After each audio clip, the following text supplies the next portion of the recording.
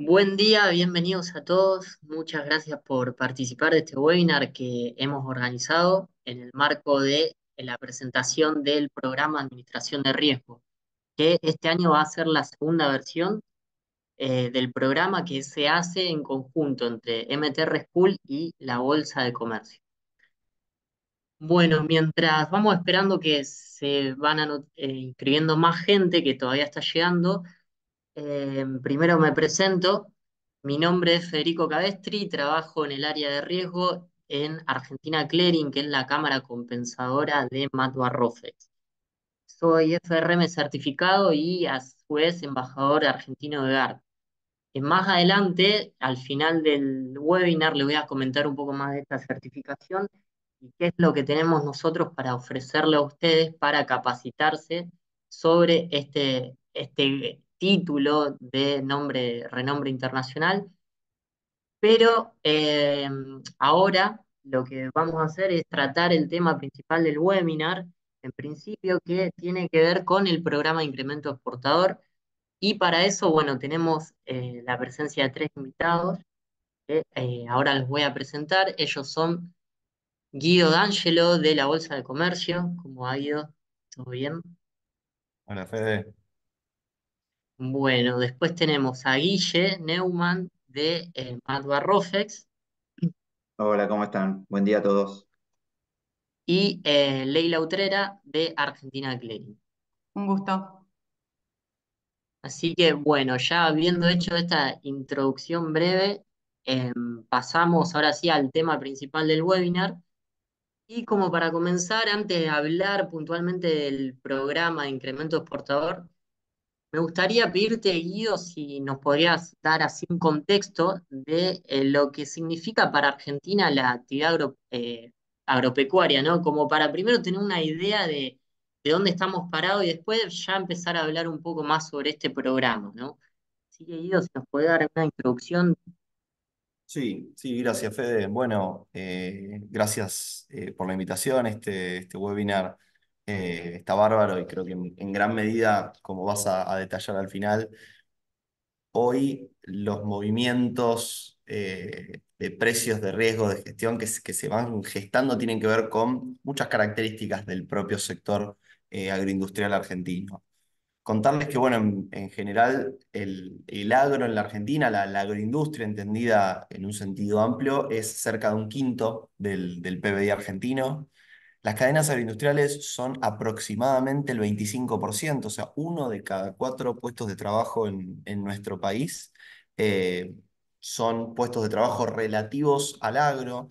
Y no solo hablar de la cadena primaria, no hay que ir al campo para encontrar también los puestos de trabajo del agro, sino que también la industria que procesa muchísimos productos que provienen del campo argentino es fundamental.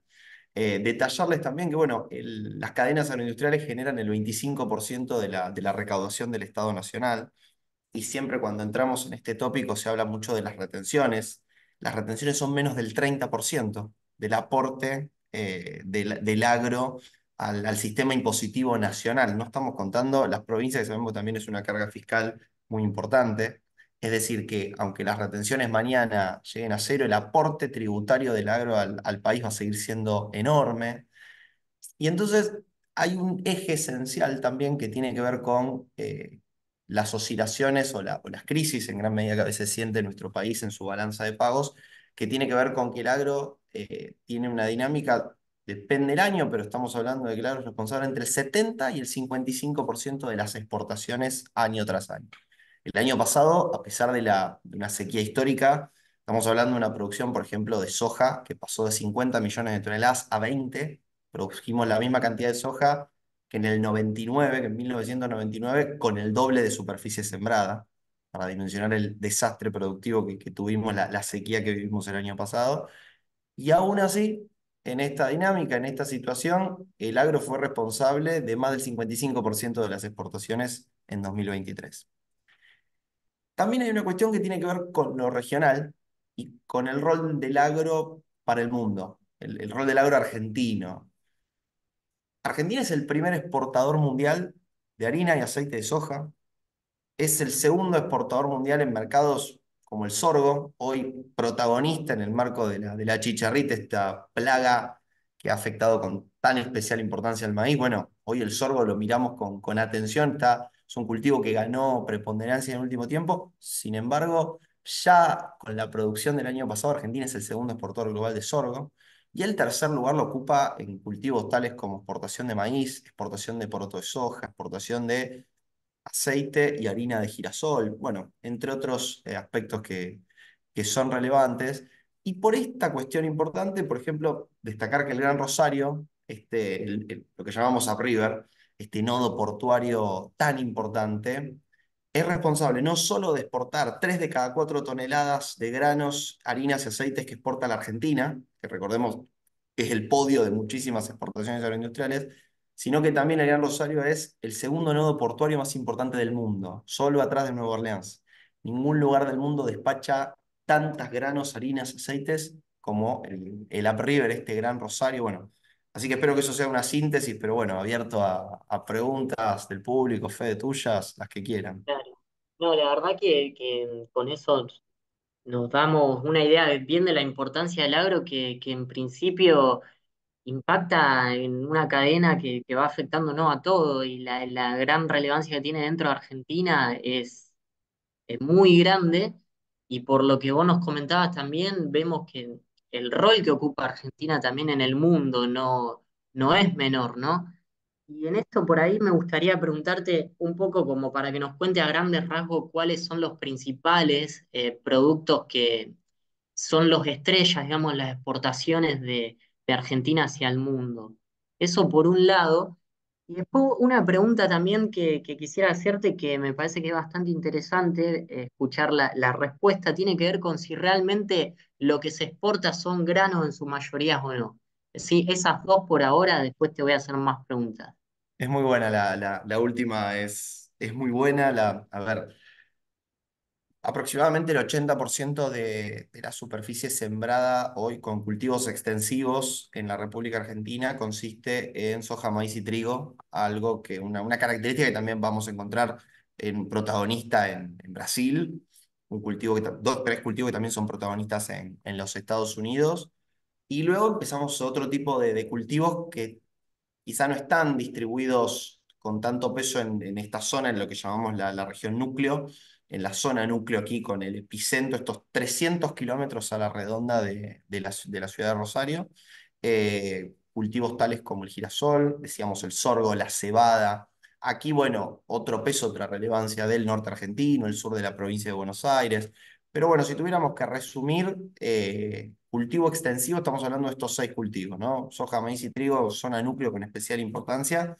Después también girasol, sorgo y cebada. Pero después, si me quisiera meter, la Argentina es tan grande, es tan amplia y tan diversa, que Argentina es el primer exportador mundial de maní. Y el clúster manicero tiene epicentro en la provincia de Córdoba. Y así podríamos hablar de la caña de azúcar en Tucumán, los limones y un amplísimo etcétera. Pero bueno, no nos quedamos estos principales cultivos en términos de superficie sembrada. Y después, destacar que no, o sea, se habla tanto de la cadena de la soja. La cadena de la soja es responsable, depende del año, el año pasado, aún con la sequía, fue responsable del 28% de las exportaciones nacionales. Si empezamos a sumar el maíz, el maíz es un 10-15%, depende del año, el trigo también, un poquito menos, pero también un peso importante. La soja, más del 90% de la soja se exporta con algún grado de transformación industrial. Se exporta o como harina, o como aceite, o como biodiesel. Se exporta, hay exportaciones de lecitina de soja, bueno, y un amplio etcétera. Menos del 10% tiene exportación en forma de poroto, cuyo destino primordial es China en gran medida y después Egipto en menor medida. Y destacar, por ejemplo, que de la Argentina, de su producción de 50 millones de toneladas de maíz, 15 millones quedan en Argentina para uso interno. Molienda seca, molienda húmeda, producción de etanol, eh, alimentación animal. También hay que destacar una cosa: que Argentina es un exportador preponderante de carnes a China, a la Unión Europea, a los Estados Unidos, a Israel. Y cada vez que exportamos carne, en realidad estamos exportando agregado de valor de maíz y de soja, ¿no? Que son fundamentales, son insumos clave para la producción ganadera en nuestro país. Claro, y bueno, ahí creo que está un poco la explicación también de lo que comentaba al principio, de la importancia en la cadena de valor de la actividad, que no solo está en que el hecho de no exportar el grano implica que hay una industrialización atrás, ¿no? Entonces ahí está también en la generación de trabajo, la importancia que hay en la actividad del agro. Está muy bueno esto y me parece que es muy interesante para la gente saber de que realmente lo que se exporta en su mayoría no es grano, sino que es un producto que requiere un proceso previo que se hace en el país y eso requiere una generación de trabajo detrás para poder llegar a eso, ¿no? Y bueno, como para ir cerrando así brevemente, Guido, los principales así compradores, ya algo estuviste nombrando un poco, eh, pero quizás si lo querés decir en lo que es solo soja o en algún grano que te parece llamativo para que nosotros sepamos cuáles son los socios o compradores principales de Argentina. Es decir, esto, nosotros tenemos un campo, sembramos soja, ese grano de soja que terminó en aceite o en harina, principalmente, ¿dónde termina a parar en el mundo, no? Bueno, el agro argentino exporta a más de 120 países en el mundo. Hay difícil encontrar países donde el agro argentino no tenga peso y donde no ingrese con exportaciones. Decíamos recién, bueno, la soja, el poroto de soja, que no es un renglón, no es el principal del complejo soja, va fundamentalmente a China. El maíz y la harina de soja la vamos a encontrar en países donde el stock ganadero viene creciendo año tras año. Son países que vienen creciendo sostenidamente, que su clase media cada vez come más carne y por eso necesitan cada vez más alimentación animal. Los cuatro principales socios, por ejemplo, del complejo maíz son países tan disímiles entre sí como Vietnam, Malasia, Perú y Angola. O sea, de todo. Y son países que está muy distribuido el rol. Vietnam es el primer comprador argentino de harina de soja y no tiene ni el 15% de las compras de totales. Distinto el caso del aceite. El aceite de soja, que es una rareza para el consumo interno argentino, somos más del aceite de oliva, el girasol, depende para qué usemos, es muy usual y es un uso, una costumbre, su uso en la India. Compite ahí también con el aceite de palma, el aceite de colza, el aceite de girasol, pero el principal flujo global de aceite de soja del mundo es el que hay entre Argentina y la India, primer exportador mundial, primer importador global. Santa Fe, de hecho, mucha gente pregunta, provincia de Santa Fe, principal socia comercial es la India, es algo que siempre llama la atención. Eh, y bueno, el trigo, para terminar, el Mercosur es el principal comprador, porque si bien Brasil produce trigo, el trigo argentino es de altísima calidad, es un trigo que llega y que se puede exportar cómodamente, tiene las preferencias arancelarias del Mercosur y otro tipo de cuestiones estratégicas que bueno, le permiten al trigo argentino entrar a países también como Uruguay, Bolivia, entre otros. Sí, la verdad son datos bastante llamativos y inesperados, diría. La importancia de Argentina en el mundo, bueno, como vemos, eh, impactan en varios países, podemos decir entonces. Y bueno, digamos que tenemos como vos dijiste, Guido, es un país tan grande bueno, eso hace también que nuestra capacidad productiva sea mucho más superior a la necesidad de consumo y ahí tenemos nuestro poder de exportación. Y bueno, ya con todos estos datos, esta introducción que nos diste, ya todos podemos saber de la importancia del agro eh, a nivel económico interno y en el rol del mundo.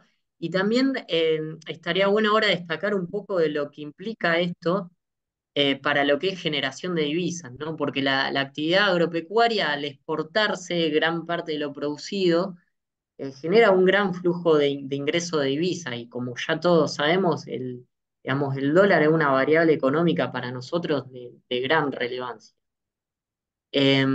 Así que bueno, ahora habiendo hecho de esta introducción, me gustaría ya pasar con Guille para meternos de lleno ya en el tema del webinar, que es el programa de incremento exportador, que, bueno, primero un paréntesis para decirles que si tienen alguna pregunta la pueden ir haciendo en el chat. Al final del webinar las vamos a ir contestando si estamos con tiempo. Eh, de todas formas, si no llegamos a responderla o tienen dudas que les surjan después del webinar, también pueden hacerlo vía mail a través de el mail cursos@mtrschool.com.ar. Bueno, entonces, Guille, habiendo tenido esta introducción de Guido sobre la actividad agropecuaria, su importancia, primero me gustaría pedirte que nos des una introducción de qué fue este programa de incremento exportador para que entendamos un poco de qué se trataba. Bueno, buen día a todos. Gracias, Fede. Muy bueno lo de Guido también. Para ponernos un poco todos en sintonía, el programa básicamente estableció un tipo de cambio diferencial al que podían acceder los exportadores básicamente, inicialmente en soja y sus derivados, y luego se fue extendiendo al resto de los productos de la cadena agrícola, ¿sí? A maíz, trigo, girasol. Con el objetivo de traccionar tanto venta de productores como también las ventas al exterior de estos exportadores. Y así, obviamente, eso traería un fortalecimiento de todo lo que es las reservas del Banco Central y estimular lo que es la generación de ingresos genuinos, ¿sí? Del Estado. Los puntos que podíamos destacar es, bueno, que era un, algo que era voluntario, el plan, ¿sí? Y debían contar los participantes con declaraciones juradas de venta al exterior, por todas esas mercaderías que, bueno, iban siendo perfeccionadas a medida que iba entrando en vigencia el decreto. El decreto, recordamos, inicia en septiembre del 22, donde establecía un tipo de cambio fijo, había comenzado en 200 pesos, me acuerdo, para toda la mercadería que se liquide. Luego, se supone que era por única vez, luego se extendió a un nuevo programa de incremento exportador con otro tipo de cambio y se fue evolucionando en distintos tipos de cambio fijo para luego modificarse y empezar a tener otro formato. Esas exportaciones iban a realizarse un tipo de cambio diferencial, pero ese tipo de cambio diferencial tenía que estar conformado de dos formas, en dos partes. Una parte de las divisas que se ingresaran tenían que negociarse el 80% a través del mercado único libre de cambios, el MULC. ¿Sí? En tanto, el 20% restante se tenía que hacer por operaciones de compra-venta a través del contado con liquidación.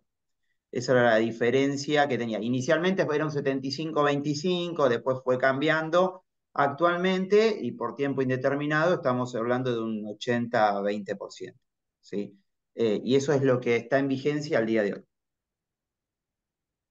Claro. Bueno, entonces digamos que se trató como de una normativa que cambió un poco el esquema, ¿no? En toda la actividad agropecuaria, cómo se iban a estar negociando los productos y bueno, si bien era voluntario, en principio supongo esto debe haber afectado, ¿no? Al volumen operado y en cuanto a eso, me gustaría ahí que nos cuente un poco cómo afectó en el volumen de las operaciones, tanto en lo que es futuro de opciones como en lo disponible, ¿no?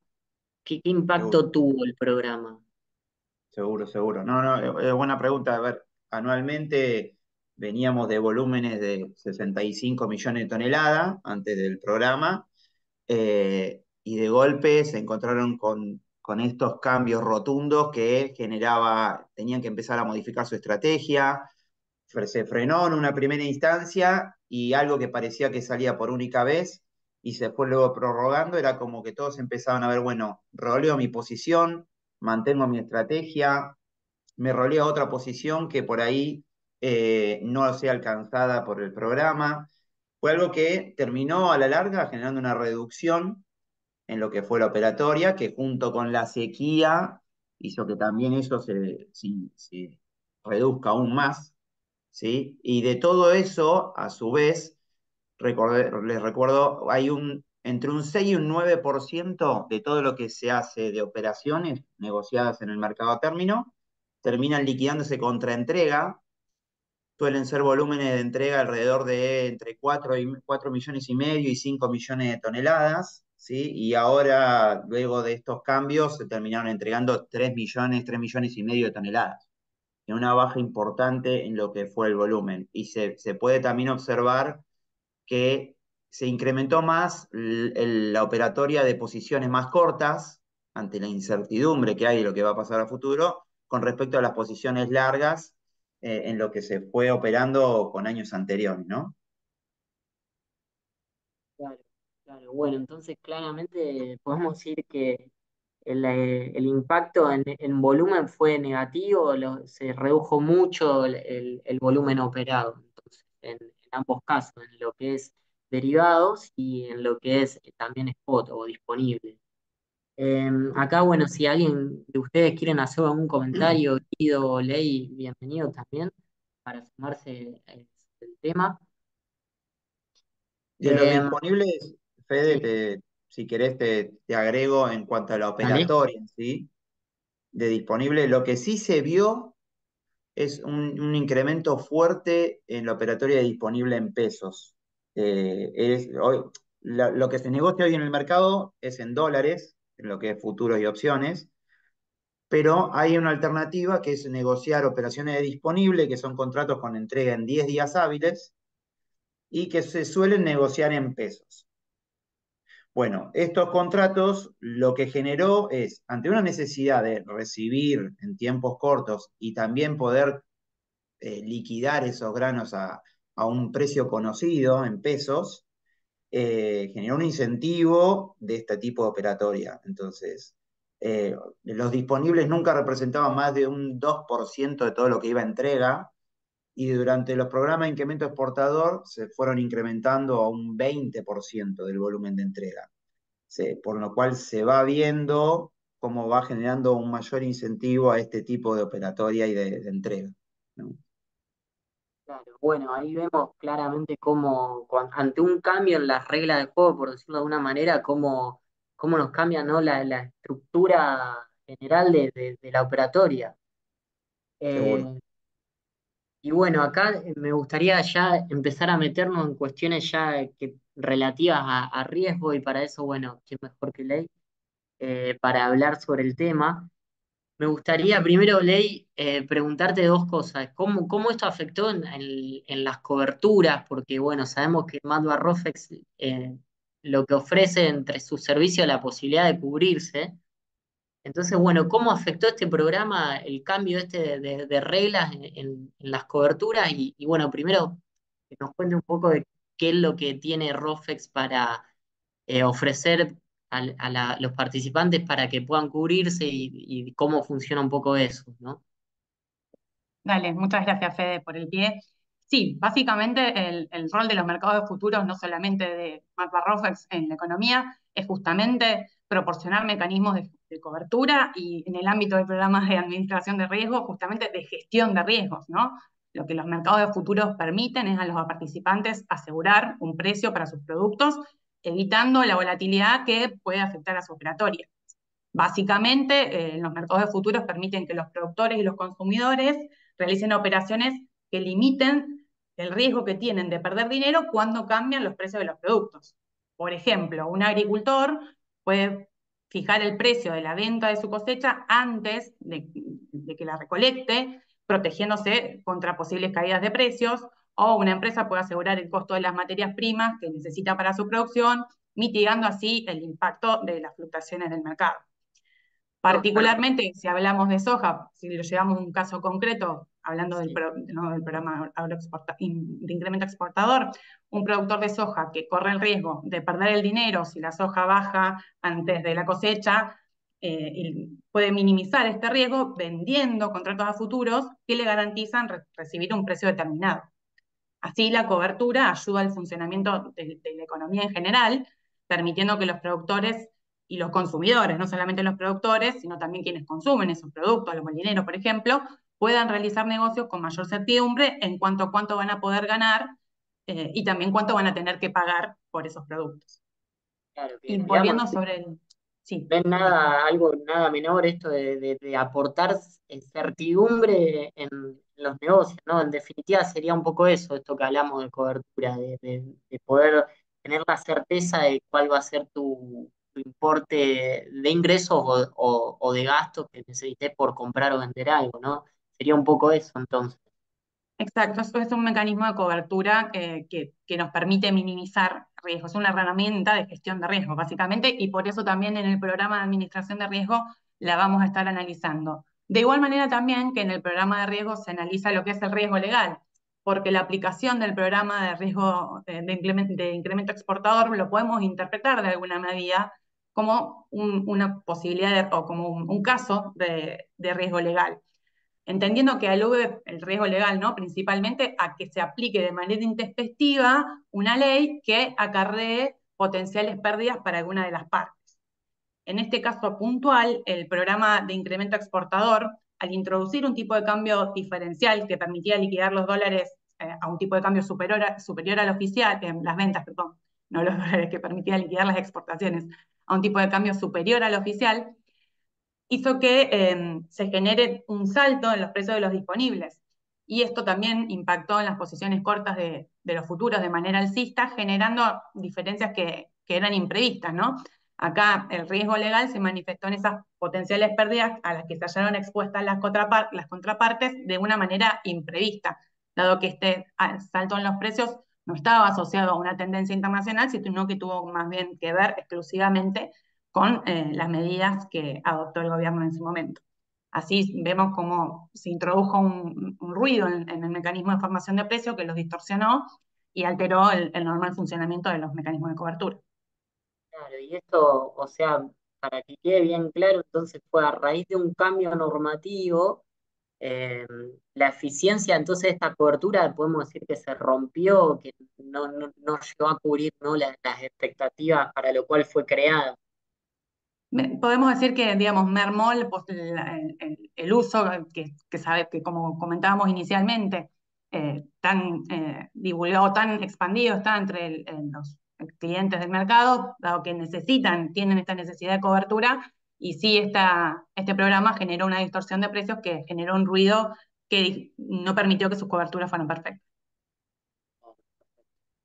Bueno, y esto, en resumen, no fue otro caso más, ¿no? De estos eventos de estrés que se presentan comúnmente y creo que siempre se van a presentar en las economías del mundo, no solo en Argentina, quizás en Argentina la podemos llegar a tener con más habitualidad, ¿no?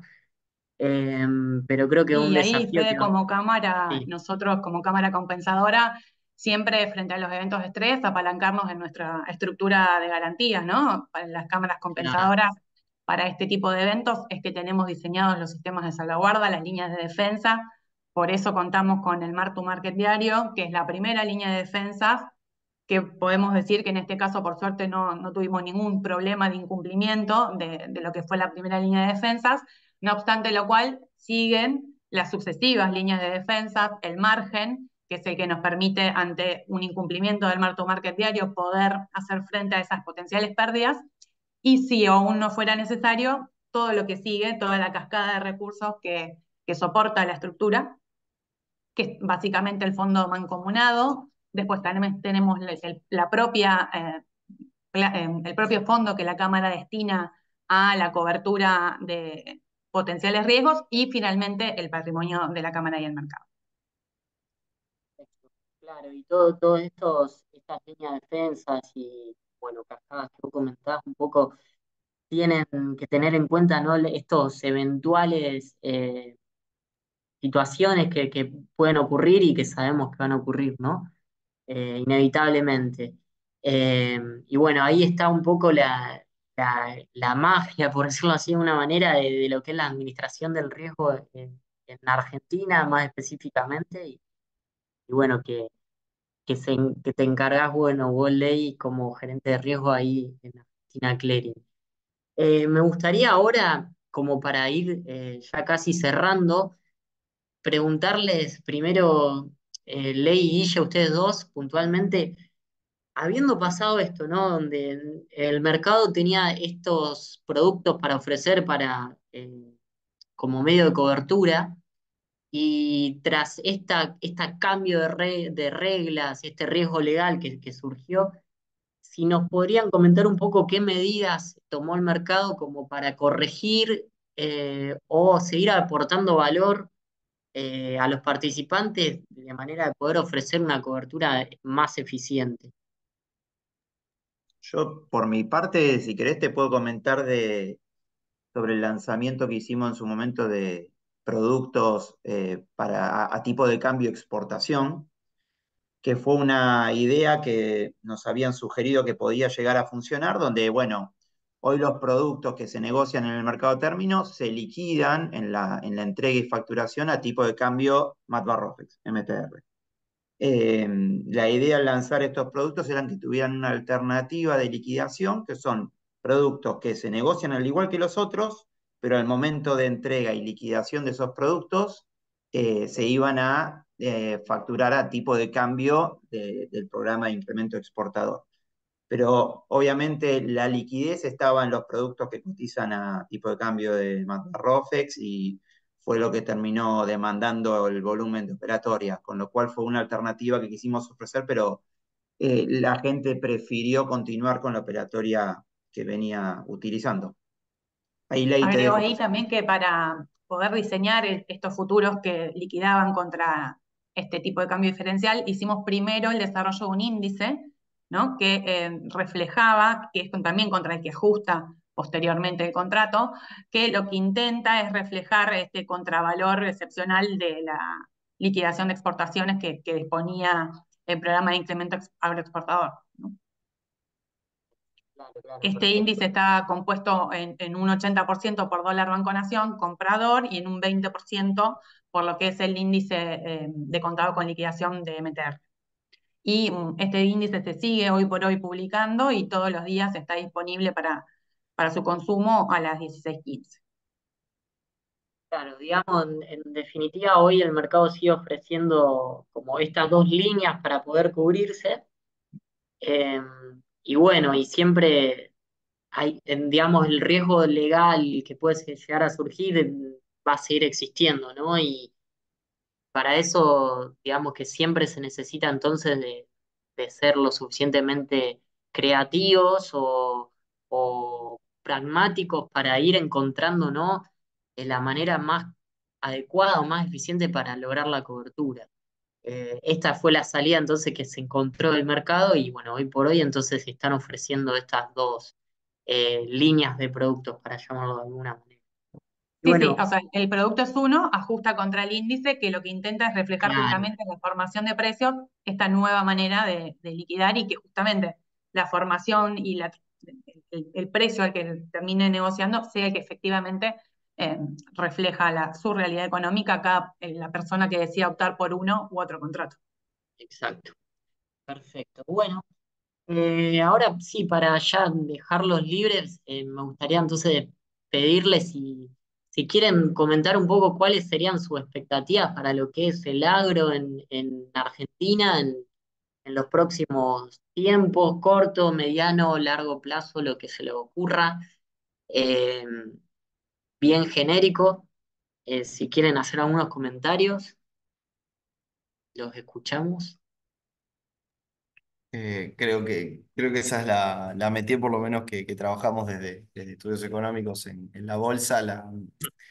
A ver, en gran medida, en línea con lo que decía Guilla hace un momento, lo mirábamos un ratito antes de arrancar este webinar, agregar también que a la incertidumbre de precios externa de lo que fueron estos años de volatilidad de precios, el 70% del año pasado tuvimos algún tipo de cambio exportador, o sea, 238 días de los 365 que ni siquiera fueron con certeza. No es que al principio del año dijimos, ok, el próximo 70% del año tendremos un tipo de cambio exportador y sabremos cuándo termina. Desde el inicio del programa de incremento exportador, del primero, y que hablaban hace un momento en 2022, hemos tenido 9 tipos de cambio o 9 programas de incremento exportador, que por supuesto son anunciados de un día para el otro, con poquísima, generando toda esta incertidumbre adicional o toda esta prima de riesgo adicional, que como también destacaba Leila,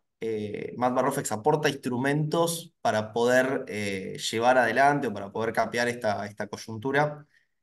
Si bien a veces quedamos en cuestiones internas, la coyuntura externa de precios fue una montaña rusa en los últimos años. O sea, la volatilidad de precios de los principales granos argentinos, soja, maíz y trigo y los subproductos de la soja, fue el triple de volátil del 2020 a lo que va el 2024, comparado con los 3 años con los 5 años anteriores, comparado el promedio que fue 2019 a 2015. O sea, una pandemia, baja de tasas de interés, suba de tasas en tiempo récord, invasión de Rusia a Ucrania, tensiones en Medio Oriente, desastres productivos, bumper crops en Brasil. Bueno, un mundo que ha tenido de todo y que la realidad es que también, omitiendo la situación argentina, en largo plazo, la geopolítica, el cambio climático, hay factores que empiezan a mover precio y que también por eso, más allá de la dinámica nacional, está bueno a nivel externo también tener instrumentos para cubrirse y para tener una gestión del riesgo adecuada. Camino a la cosecha, y voy a contestar la pregunta, camino a lo que viene la 24-25, decir primero que estamos cosechando todavía maíz 23-24, maíz de esta cosecha, muchísimo maíz tardío en un contexto donde veníamos, el que se quema con leche de una vaca y llora, ¿no? O sea, veníamos de una cosecha maicera compleja que a principio de año, en enero, íbamos camino a romper récords, aparece una plaga, como fue el espiroplasma, la enfermedad que transmite la chicharrita, y se llevó entre 8 y 10 millones de toneladas de maíz. Ahora, cuando terminemos de cosechar, sabremos cuál fue la noción, la verdadera pérdida productiva. Y encima, mientras tanto, venían confirmándose un pronóstico de año niña, un nuevo año niña. El problema más grande que tuvimos el año pasado no fue tanto un año niña, sino 3 años niña consecutivos. Y encima, afortunadamente, por la perspectiva actual, la niña que viene es una niña que será mucho más moderada, ¿no? La niña, para quien no lo conozca, es un fenómeno climático que implica lluvias por debajo de la media. ¿Cuánto por debajo de la media? Bueno, ese es uno de los puntos. La moderación y la moderación de la niña, junto con un niño que la verdad que fue intenso hace poquito, ahora se viene neutralizando, generó muchas lluvias. La perspectiva de siembra de trigo es muy buena, es muy buena. Esperemos a ver cómo se desarrollan. Todavía no tenemos, se están afinando los números, seguramente pronto tengamos una definición de área de trigo 24-25, pero tenemos muy buenas perspectivas por ahora en términos de intención de siembra, volúmenes de producción potenciales, humedad de suelos. Lamentablemente los precios no nos vienen dando buenas noticias, pero en el Mar Negro se está empezando a complicar la dinámica productiva. Así que, ¿por qué no? Bueno, tomar alguna posición nunca viene mal. Se viene normalizando el mercado de insumos, cosa positiva que el año pasado no la tuvimos. Así que, bueno, la moneda sigue estando en el aire y hay muchas cosas de cara a lo que se viene, que creo que los mercados tienen muchísimo para aportar en este contexto. Muchas gracias, Guido. Guille, Ley, si quieren sumar algo más, muy interesante todo. No, solo agregar que justamente los mercados seguimos ofreciendo en este contexto la posibilidad de cobertura a la que hacíamos alusión anteriormente y que bueno, que justamente dentro del programa de administración de riesgo vamos a trabajar todos esos mecanismos de cobertura, también Fede, como para darte pie para que nos cuentes un poco sobre este programa que estamos promocionando hoy. Perfecto. Bueno, sí, entonces, resumiendo un poco, me sumo un poco a la expectativa esta que mencionaba Guido, como para decir en muy simples palabras, eh, riesgo vamos a seguir teniendo, nunca va a dejar de existir, incertidumbre va a haber no solo por factores internos, sino externos. Y entonces acá donde me da la oportunidad ahora de poder presentarles el programa de administración de riesgo, que lo que buscamos entonces en este programa es capacitarlos a ustedes de la mejor manera para poder tomar eh, a una administración de riesgo de la manera más inteligente, digamos, a ver, no sé si ahí estoy compartiendo pantalla, entiendo que sí. Todavía no ¿No? la vemos, Fede. Bueno, Bueno, no, no importa, se los... A ver si ahora puedo porque... Ahí vemos el completo de la pantalla tuya. Ah, Sí. listo, listo. Bueno, No, no, genial. no estaríamos viendo la. Ahí está. Ahí vamos. Ahí está bien. Bueno, perfecto. No está Entonces, en modo presentación, si lo querés poner en modo presentación. sí, va un poco lento mi computadora, pero está camino a eso. Bueno, entonces que nosotros desde Malva Rofex y en conjunto con la Bolsa de Comercio creamos este programa de administración de riesgo que ya esta sería la segunda edición, la primera la hicimos el año pasado y lo que buscamos con este programa es capacitarlos para que ustedes tengan las herramientas y conocimientos necesarios para poder llegar a una buena administración de riesgo. ¿Qué implica esto? Bueno, nos basamos primero en un formato de un contenido que es esta certificación internacional que se denomina FRM o FRM, que se trata de una certificación de renombre internacional. Eh, en varios países del mundo está considerado ya como un título de posgrado. Y la realidad es que los principales empleadores lo tienen en cuenta en el momento de tomar sus empleados, ¿no? Y bueno, entonces nosotros basamos en ese programa para crear este programa de administración de riesgo y en esta ocasión, en esta segunda versión, lo vamos a hacer bajo una modalidad mixta, es decir, van a haber clases online más algunos videos que van a estar grabados donde se van a focalizar más en cuestiones teóricas para que ustedes como alumnos puedan verlo a sus tiempos y por supuesto en las clases presenciales se pueden tratar las dudas que se vean en estos temas más de índoles teóricos, si se quiere. Las clases se van a comenzar el 30 de junio, van a ser de 1 hora y media por la mañana. Y el objetivo final, bueno, si bien es formarlos para que tengan un conocimiento bien sólido en lo que es administración de riesgo, que esto implica no solo saber cubrirse, sino también las implicancias de eh, poder identificar cuáles son los riesgos de un portafolio. Para esto es necesario aprender cuáles son todos los productos financieros, no solo que se dan que podemos operar en Argentina, sino en el resto del mundo, y no nos vamos a detener solo en lo que son mercados institucionalizados como es Max Barrofex, sino también mercados OTC, que son estos mercados más complejos, si se quiere, y que se dan de manera bilateral.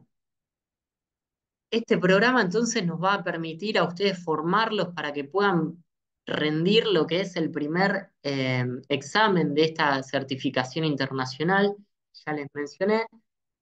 Y para comentarle un poco más de qué se trata esta certificación, bueno, es la certificación líder en la industria de riesgo financiero y es reconocida como tal por los principales empleadores del mundo en el rubro financiero. Hoy por hoy existen más de 70.000 certificados en el mundo y están distribuidos en más de 190 países.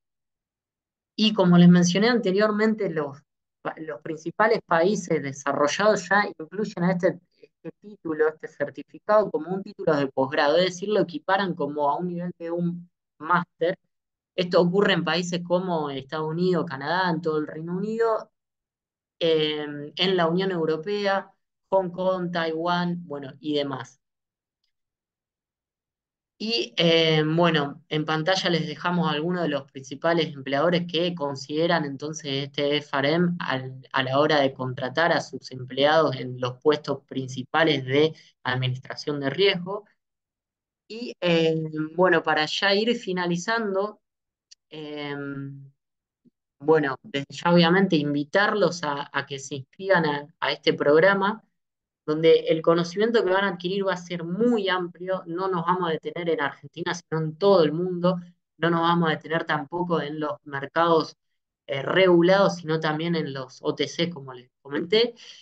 Eh, bueno, les vamos a estar compartiendo ahora también por el chat mayor detalle sobre el programa van a poder ver en este link que le vamos a dejar a continuación el contenido del programa con eh, más detalles para que ustedes puedan explorar. Si tienen alguna duda también sobre el tema, nos pueden escribir. Lo pueden hacer ahora directamente en la herramienta del chat, o bien también lo pueden hacer a través de eh, mails en el mail de cursos@matbarrofex.com.ar. Bueno, desde ya, muchas gracias primero a Guido, Guille y a Ley por sumarse en este webinar, y gracias a todos ustedes que se interesaron en el webinar y participaron, nos escucharon hasta el final. Y bueno, si tienen alguna duda, desde ya lo pueden hacer ahora, nos quedamos a disposición. Ahí, Fede, nos preguntan Sí. en la capacitación anterior que tienen que tener para poder cursar el programa. Ahí en el link que les compartimos, figuran también las capacitaciones o los conocimientos previos que deberían tener.